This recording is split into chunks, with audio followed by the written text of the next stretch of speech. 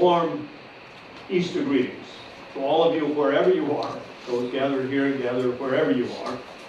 Because of the resurrection, may this be a day of hope and joy and peace and love for each and every one of you, whatever your circumstances may be right now. And we're glad that you've joined us for the sermon from Elk Grove Presbyterian Church in Elk Grove, California.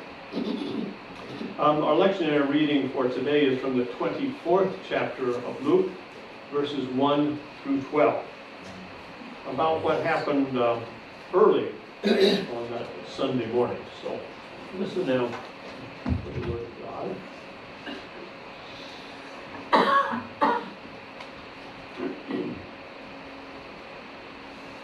On the first day of the week, very early in the morning, the women took the spices they had prepared and went to the tomb.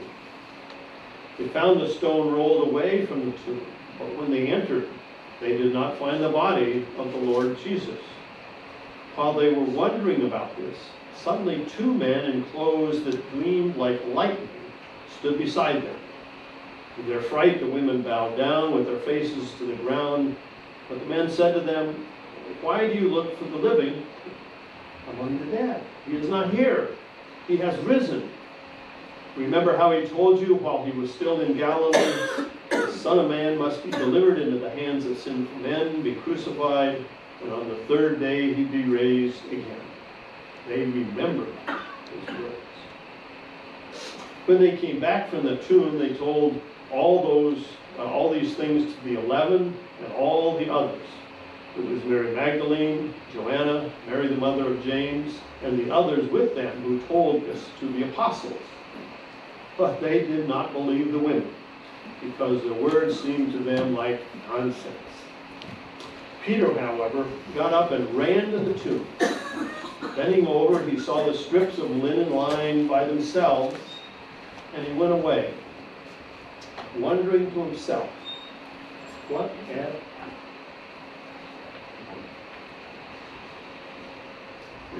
Friends,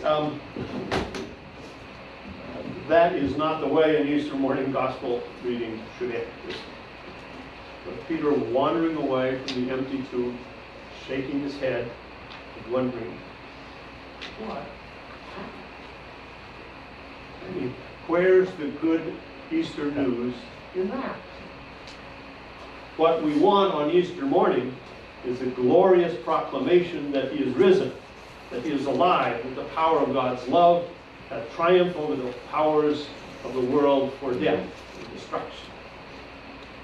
We want that joyous news about new life so that we can sing wonderful Easter hymns, so that we can enjoy Easter egg hunts and peeps and way too much chocolate, so that we can enjoy colorful flowers and delightful spring clothes. I put on my once-a-year suit. Thank you very much.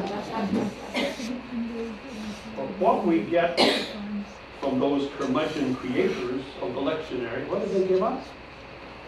A downcast Peter, walking away, wondering to himself, what had happened? I want to say, come on, lectionary people. Shouldn't our Easter morning reading include, as Paul Harvey used to say, the rest of the story? And we do know the rest of the story, of course. For as many Easters as are represented by all of us gathered here and wherever around the world you may be plugging into this, we know how the story goes on. Just from Luke, we know about an apparent stranger who joined those two disciples on the road to Emmaus, who finally recognized him as Jesus only when he broke bread with them. And we know that when they rushed back to Jerusalem and told the others about their experience, the others said that they knew that and the Lord had appeared to Simon. Again, from Luke, we knew that Jesus was then standing right among them and said to them, "Peace be with you." But they were afraid it was a ghost, understandably. So Jesus showed them his hands and his feet. And when they still weren't sure what to make of this, he said, "Hey guys, you got anything to eat?" It was real. It was real. So we know the rest of the story, whether told by Luke or Matthew or Mark or John.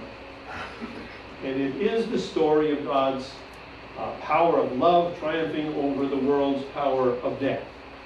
It is the story that because of that resurrection victory, we are freed from the fear of death. We are free to live in love and hope and compassion and community. That's the Easter story. That's what the Easter story is ultimately about. God's great affirmation of love, God's great yes to life. So why in the world not read the rest of the story? Why in the world leave us watching Peter wondering as he wanders up that road? Why? Well, because it's only in that world of wondering that Christ finally met Peter. And it's only in our own world of wondering about our own hurts and conflicts, wondering about the splintered and often combated church, wondering about a world filled with war and violence and division. It's only in our world that God's love embraces us now. And it's only in our apprehension about death that God's grace allows us to fully embrace life.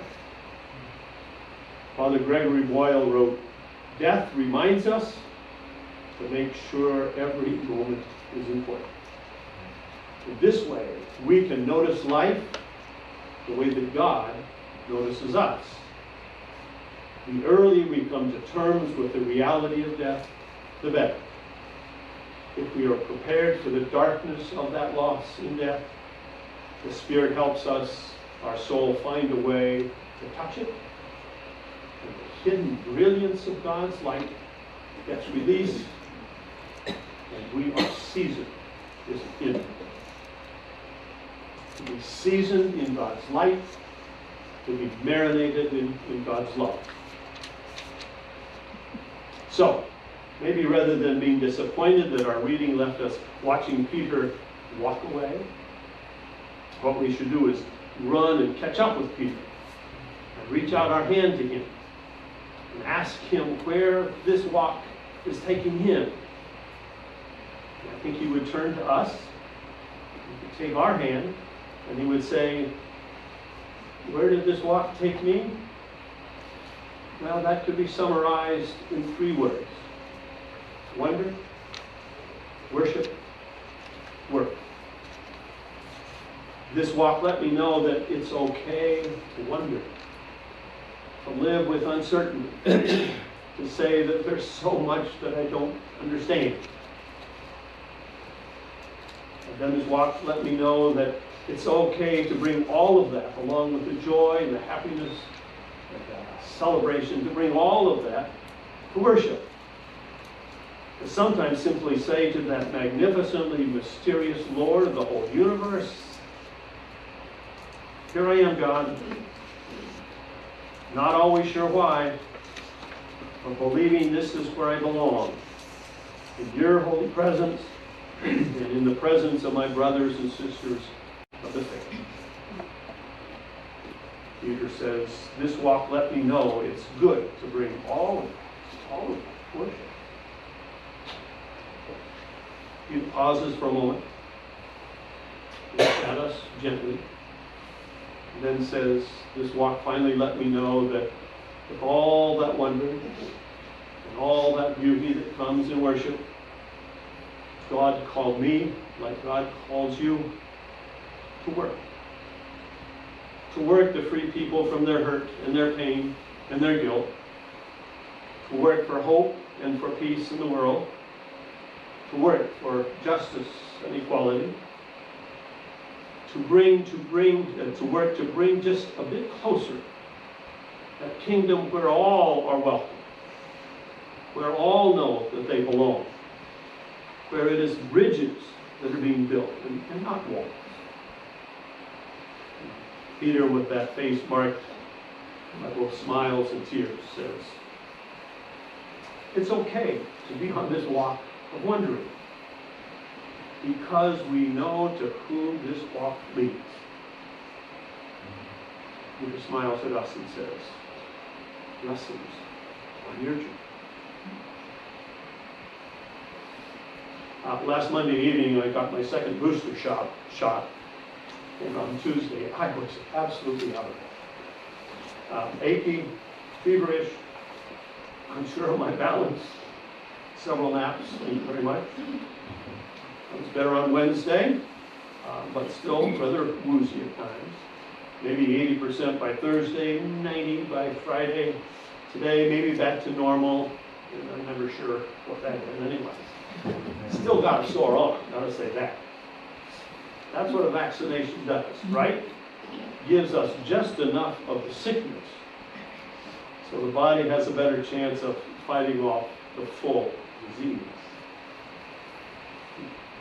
That's what Good Friday, and a long, dark Saturday, and then an early Sunday morning walk with Peter, and finally an encounter with the risen Christ. That's what this is about.